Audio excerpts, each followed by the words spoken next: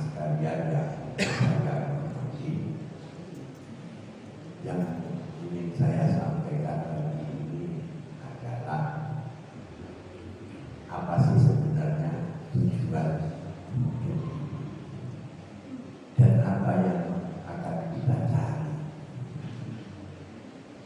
Maka rumusan itu ada di dalam surat Al-Ahzab. Laqad kana lakum fi Rasulillahi uswatun hasanah liman kana yarjullaha wal yawmal akhir wa dzakarallaha katsiran. Sungguh pada diri Rasulullah itu terdapat contoh atau suri tauladan bagi siapa? Bagi orang yang hidupnya ingin diridhoi Allah, ingin dirahmati Allah. Dimana yarjullaha wal yawmal akhir, dan di akhirat mendapatkan kebahagiaan. Wa dzakarallaha katsiran, dan memiliki hati yang senantiasa berpikir kepada Allah. Jadi kalau tiga hal ini ada pada kita, pasti bahagia. Apa? Hidup dalam ridho dan rahmat dari Allah. Kemudian yang kedua, mendapatkan kebahagiaan akhirat.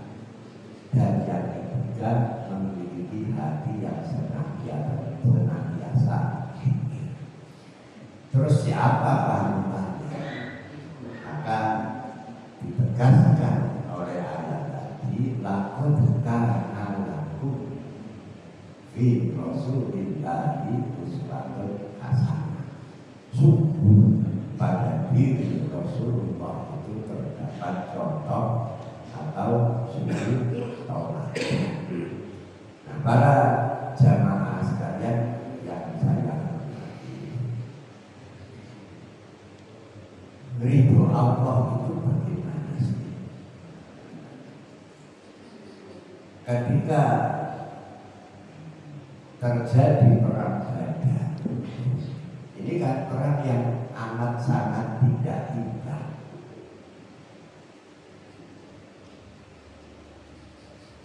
Disitulah Rasulullah Shallallahu Alaihi Wasallam memohon kepada Allah, seandainya aku engkau serahkan kepada mereka, saya rela, asal engkau tetap hidup. Berarti hidup itu sesuatu yang mahal. Jadi Rasulullah berani, gak masalah berkorban jiwa, asal yang penting Allah itu. Yang jumlah itu tafsirnya yarju rahmat Allah, mengharap rahmat dari Allah. Yang kedua yarju ridho, mengharap hidup yang diridhoi oleh Allah. Nah, jadi sebegitu pentingnya ridho itu ketika Rasulullah Sallallahu Alaihi Wasallam dalam keadaan terjepit karena musuh yang terlalu kuat, maka beliau katakan kepada Allah, seandainya engkau serahkan jiwa kepada mereka orang-orang kafir, kami rela, asal engkau hidup. Nah, para jamaah sekalian yang saya hormati, terus definisi ridho itu apa? Saya sendiri tidak bisa memberi definisi ridho, tapi contohnya ridho itu bisa begini. Ridho ada menantu ikut mertua, menantu ini diridhoi oleh mertua,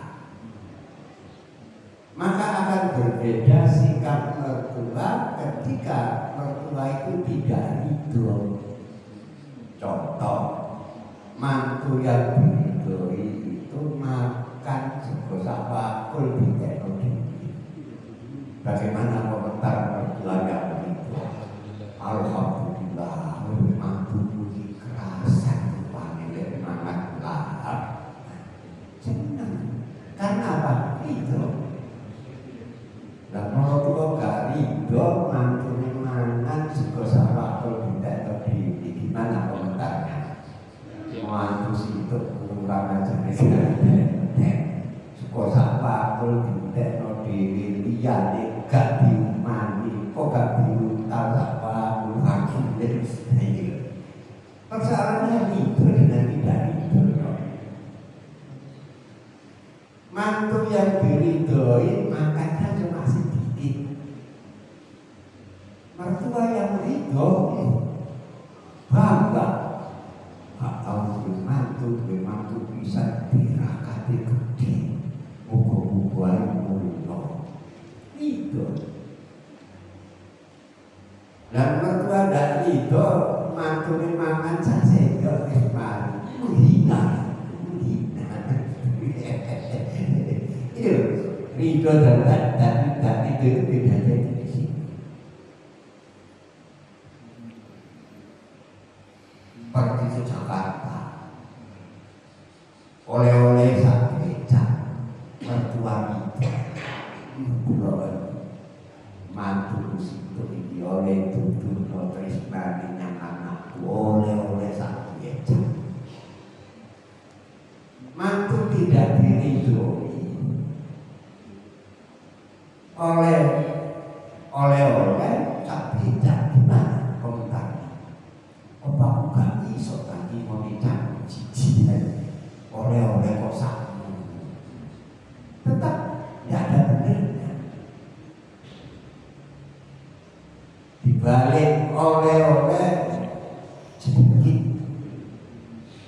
bodoh sibukan lu mertua ridho diplok sak bodoh-bodoh karena ridho. Berhubung ini mertua tidak ridho, waduh elek komentari lunga dua oleh-oleh ayam mereka doyan dipakai nomor suko. Nah, para jamaah sekalian yang saya hormati, coba cerita saya ini didefinisikan itu apa? Anaknya ya, nah itulah. Coba bayangkan kita hidup itu selalu mendapat ridho dari Allah. Rasanya bagaimana? Tidak ada hidup yang nyaman selain hidup senantiasa dalam ridho Allah. Para jamaah sekalian yang saya hormati, antara ridho dengan rahmat itu bedanya tipis sekali. Rahmat itu tidak lain adalah kasih sayang Allah pada kita. Dengan ridho kan bedanya. Kita akan mendapatkan ridho dan rahmat ini manakala figur panutan kita itu adalah Rasulullah SAW. Maka dalam banyak hal rahmat dan ridho dari Allah ini kita peroleh tentu saja dengan cara yang susah payah. Lebih baik susah payah hidup ini tapi menuju surga daripada hidup sukarela menuju neraka. Jalan menuju surga, jalan menuju ridho Allah ini senantiasa merupakan jalan yang mengajak.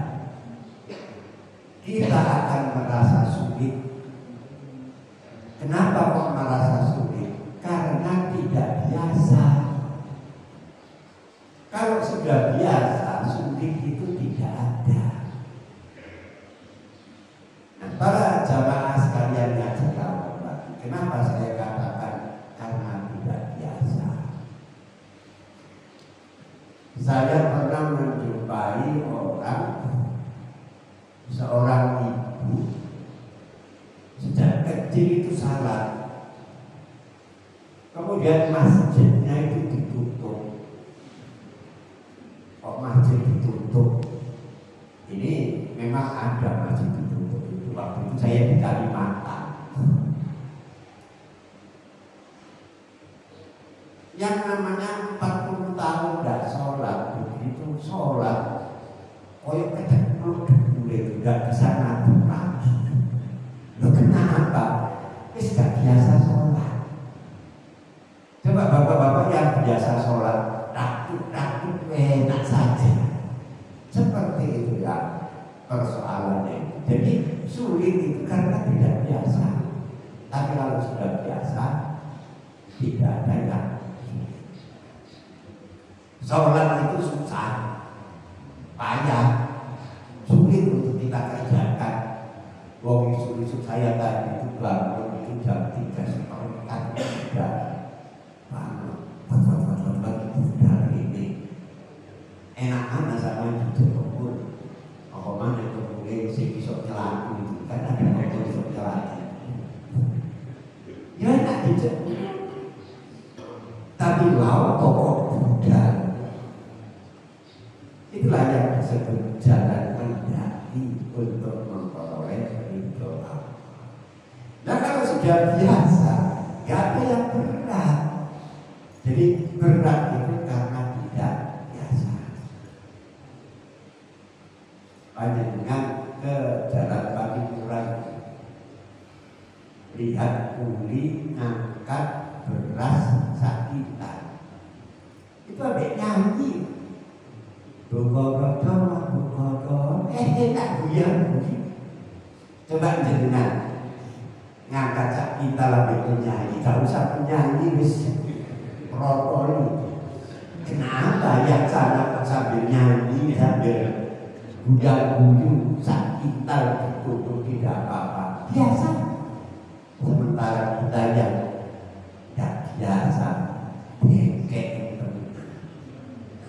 Jadi persoalan dalam hal kita beragama ini tergantung kepada diri kita.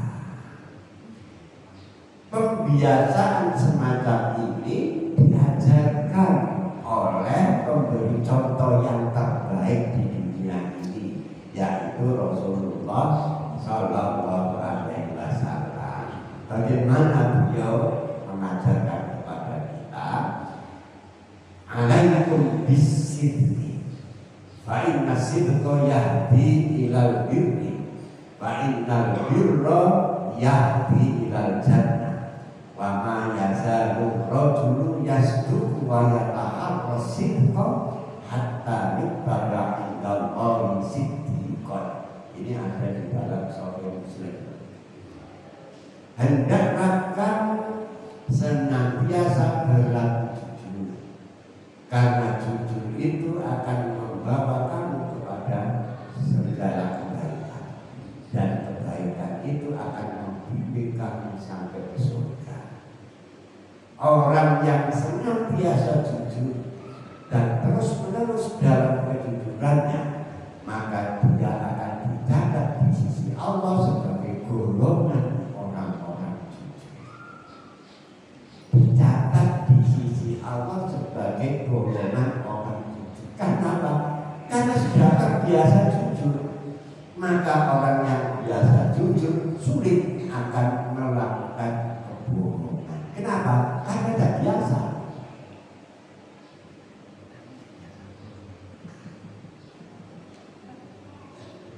Saya nggak pernah minum alkohol. Sekali minum barangkali batuknya sampai seminggu. Tapi bagi yang biasa minum alkohol, tidak minum sehari, kepalanya akan pusing. Loh kenapa? Bergantung kepada kebiasaan saja.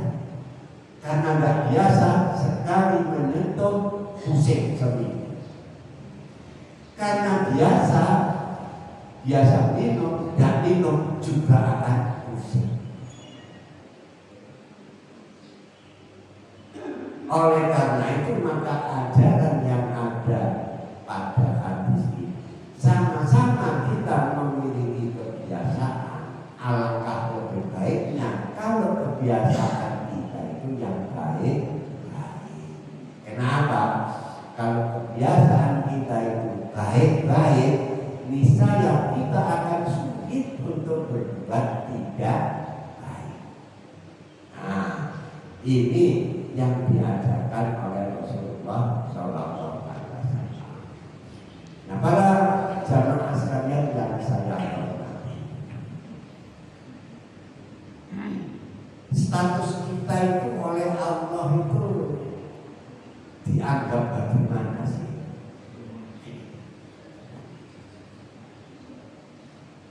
Allah mengatakan di dalam surat Muhammad,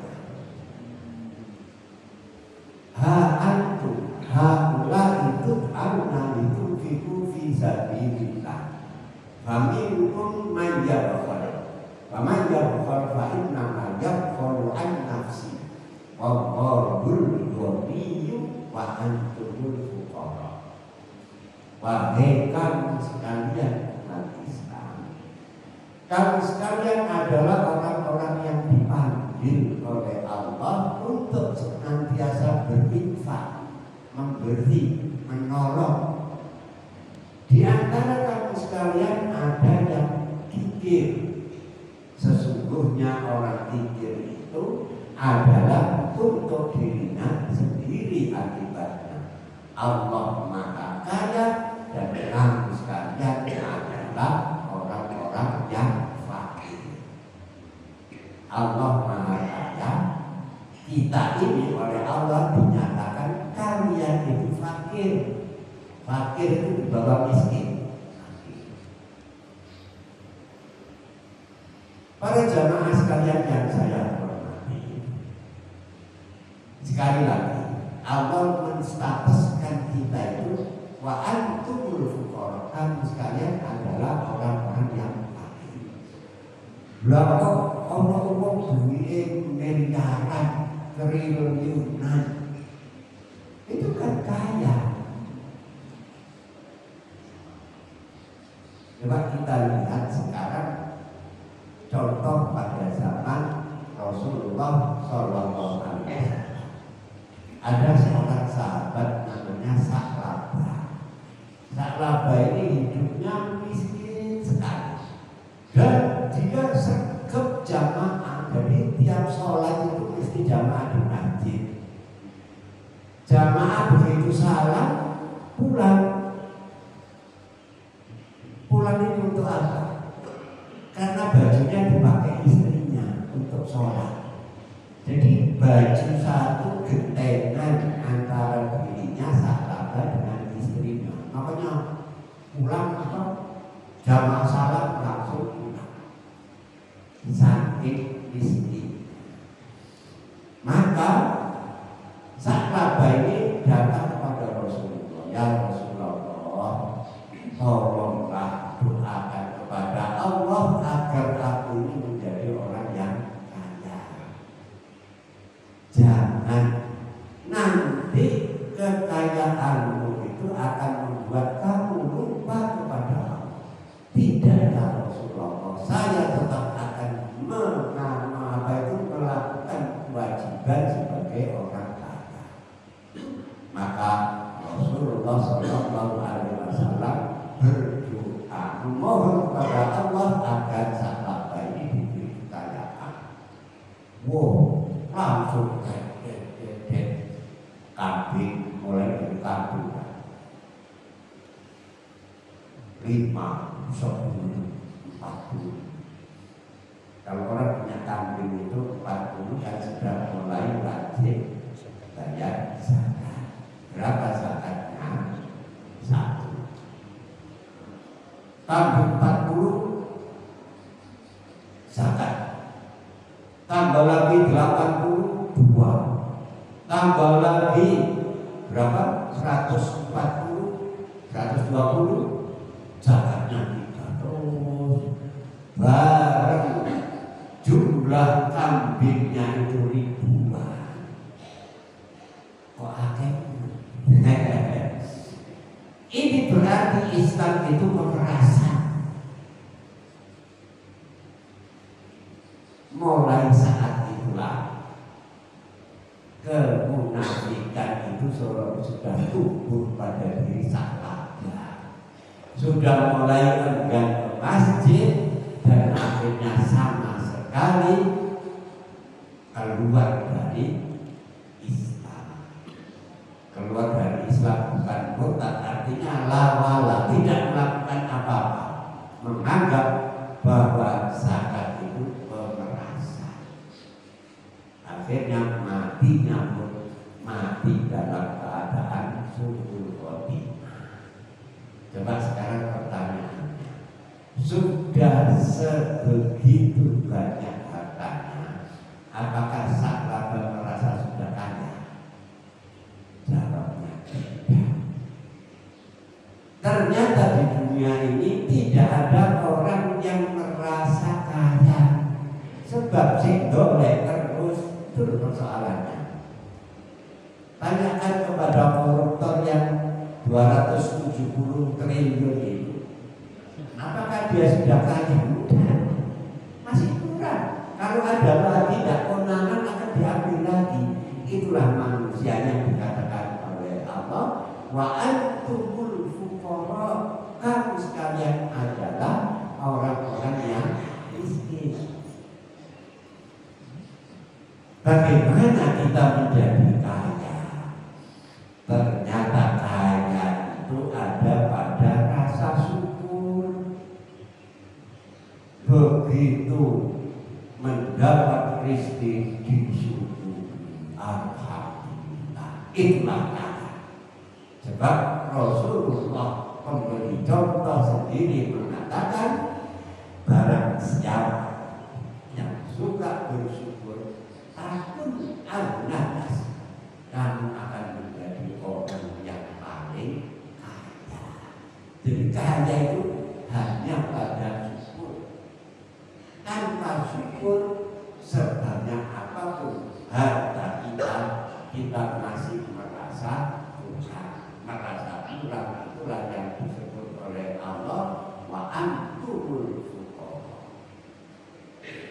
Para jamaah sekalian yang saya hormati, coba kita lihat dalam keseharian kita. Nah, sudah motornya seperti di depan ini jauh dari naik. Ada yang naik mobil Avanza, naik ras mobil, naik ras mobil, naik Alphard, naik Alphard, belum target, naik di atas apa itu tidak ada.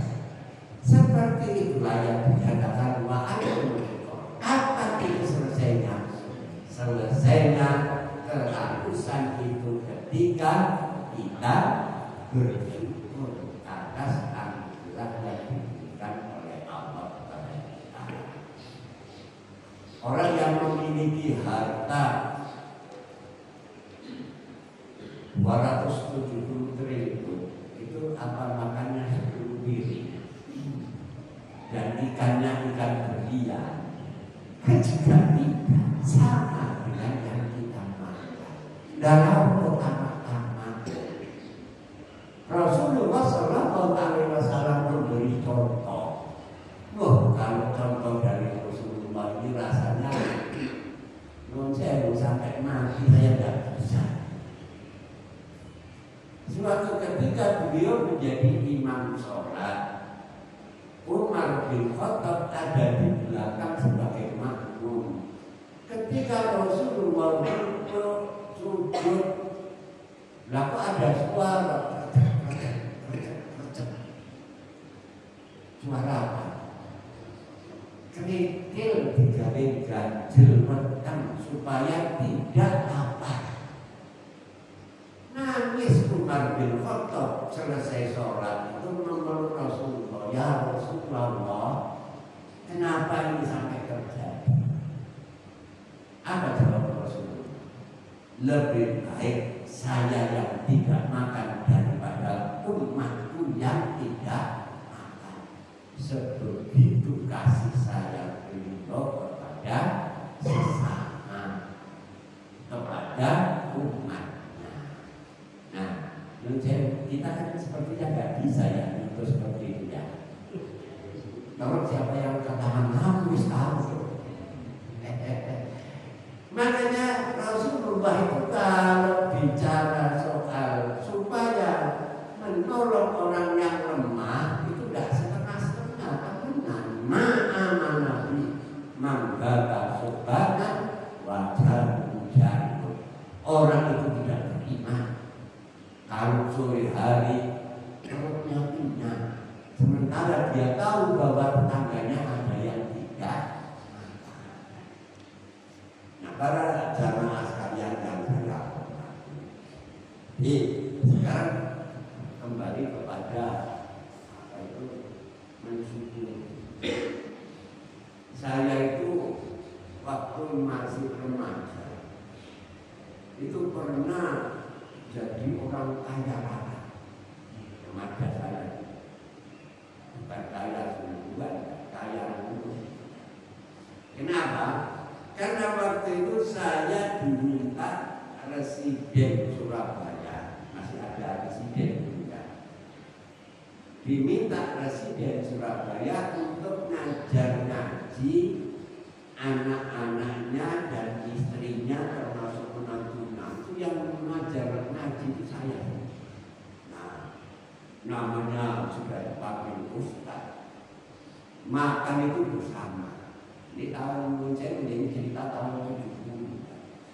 Tahun 70 makan di meja makan di depan ada TV, itu kan sudah leks ya. Wah, seperti orang di Kediri kan tidak wali kota ada begitu.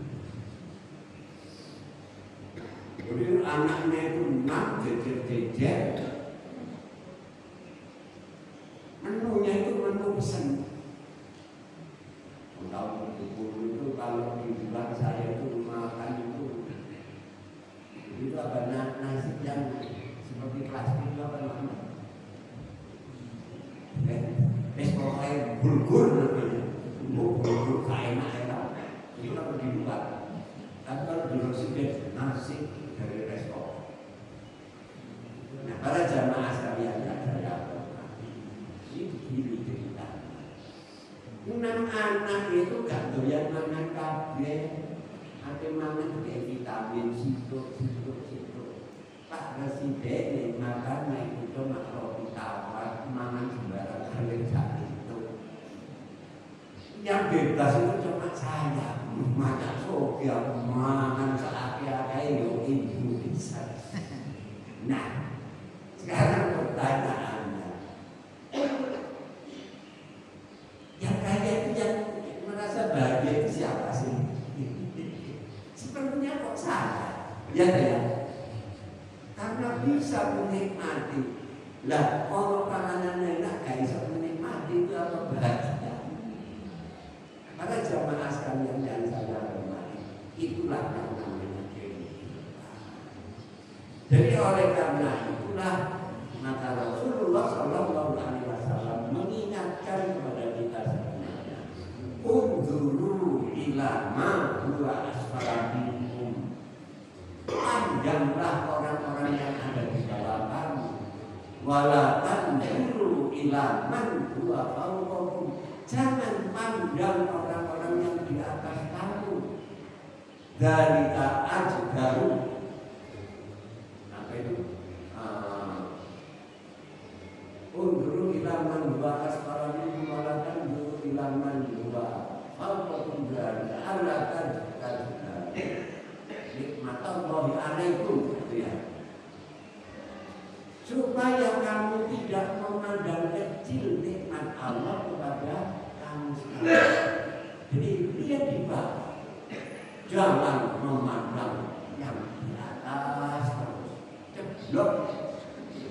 Lalu yang kita pandang di bawah, oh ternyata di bawah kita itu masih banyak yang kurang menguntungkan, kita masih utuh, masih dalam rahmat ridho dari Allah Subhanahu wa Ta'ala. Para jamaah sekalian yang saya hormati, sekarang dari al-baru al-baru nikmat Allah alaikum, supaya kamu tidak memandang enteng nikmat yang diberikan oleh Allah kepada kamu sekalian.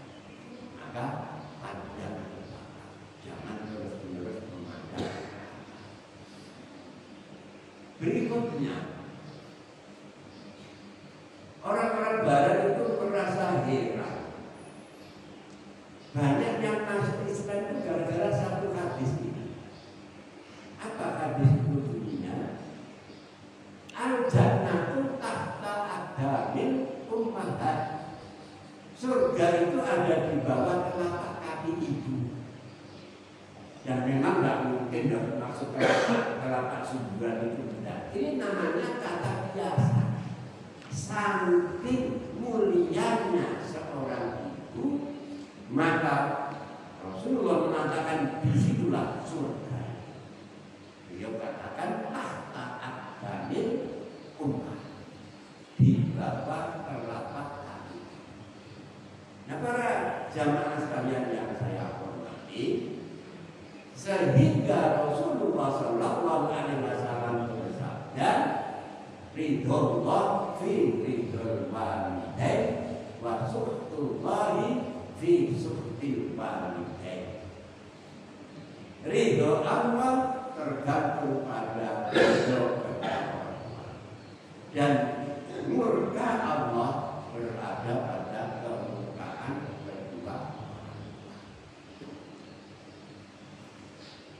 Sebegitu tingginya Islam memuliakan perempuan, sehingga banyak orang Barat menjadi Muslim lantaran hadis. Kan selama ini nggak pernah terdengar ajaran semacam ini. Nah, para jamaah sekalian yang saya hormati, jadi pemuliaan kepada orang itu bukanlah di dalam ajaran Islam.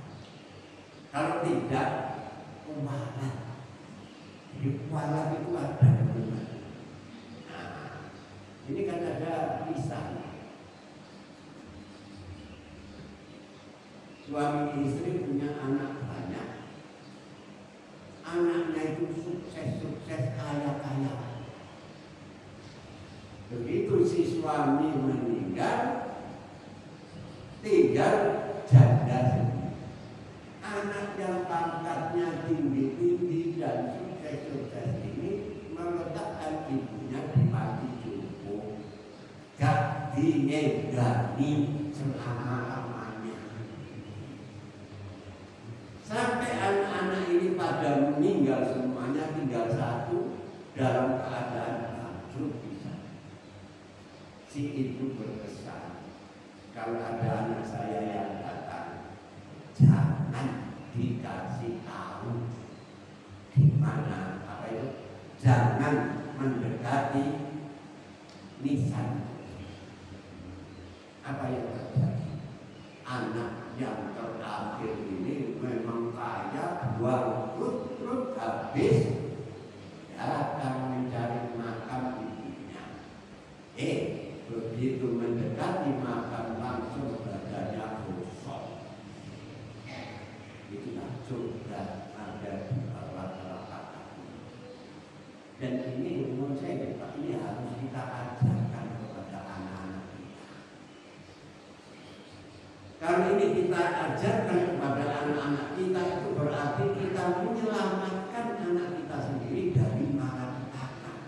Karena bagaimanapun durhaka dua orang tua itu sudah pasti menahan dan pasti wahannya. Dan itu pesan Al-Quran. Sampai seberapa sih taatnya itu, berbaktinya kepada kedua orang tua nak satu. Lek ngajak sirik ojo taat dok. Dalam urusan keduniaan mutlak berbakti kepada kedua orang tua itu kunci daripada kebahagiaan. Kadang-kadang kita itu salah mengartikan sukses itu apa sih? Sukses itu duwe mobil, duwe omah gedhe itulah sukses. Itu keliru. Sukses yang sungguh itu adalah punya anak soleh.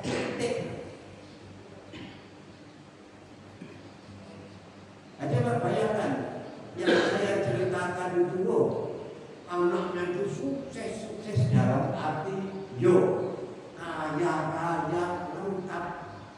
Menurut dia lagi sukses padahal mati ini kosong. Itu dah sukses.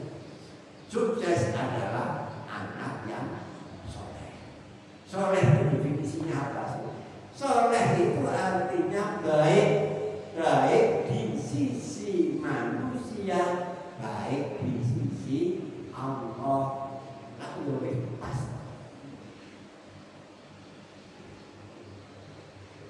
Lalu biaya gede. Dari mana biaya orang tua gede kalau sukses itu cuma dikatakan soleh? Allah tidak membebani anak soleh dengan hal-hal yang tidak mampu. Justru yang sukses yang kaya raya ini malah iman. Kenapa mau duit kanggo ngerambut wong tuane? Apakah itu lantas kita katakan sukses? Nah, para jamaah sekalian yang saya hormati, jadi sukses itu identik dengan kesolehan. Soleh secara sosial dan soleh secara apa itu atas sosial, vertikalnya soleh, sosialnya soleh. Nah, itulah yang disebut dengan Monseru, ibu-ibu apa ingin punya anak kaya raya tapi tak ingin sama panjenengan, atau punya anak soleh yang senantiasa ingat kepada kedua orang tua. Pasti pilihan kita anak yang selalu ingat kepada orang tua. Lah, orang tua itu belakang lucu-lucuan. Iya ya. Saya itu pernah dikasih rokok sama anak saya. Itu rokok. Habis itu tak tukar sembarang kali. Ini kan namanya mancing rokok si jai oleh capiran kan gitu kan. Orang tua itu begitu apa itu kebahagiaan. Teman saya itu waktu itu tahun 76 nggak punya TV. Bapaknya dikasih dulu 5.000. Cuma mengisi bapak itu dikasih 5.000 juga. Anakku Jawa, wis tak tukokno TV nek ngono. Tuku TV petrol 5.000 dipancing duit 5.000. Itulah orang tua. Merasa senang, nyaman ketika memiliki anak yang ingat kepada Allah. Terus kalau seperti saya ini gimana? Yatim piatu, nggak punya ayah, nggak punya ibu, tapi umurnya wis 70 yatim asetnya. Kalau orang tua sih tidak ada putusnya untuk berbakti. Yang masih nyambung adalah doa kita kepada mereka.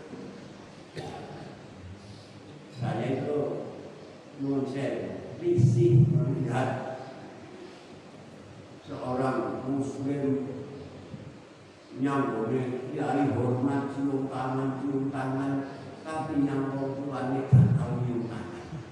Itu kayak itu mana? Kamu mau ajaran Islam? Orang tua bukan, karena orang tua itulah yang melahirkan kita dan membuat kita hidup. baru silahkan mau cium tangan siapa saja. Tapi saya setuju juga ziarah kubur itu karena memang Rasulullah mengatakan kuntu nahaitu an ziyaratil kubur ala Rasulullah. Awalnya saya melarang kami sekalian berziarah kubur. Sekarang berziarah kemana-mana tapi mata orang diri nggak tahu dia ini keliru. Dan saya apa ada yang nggak terima dengan saya.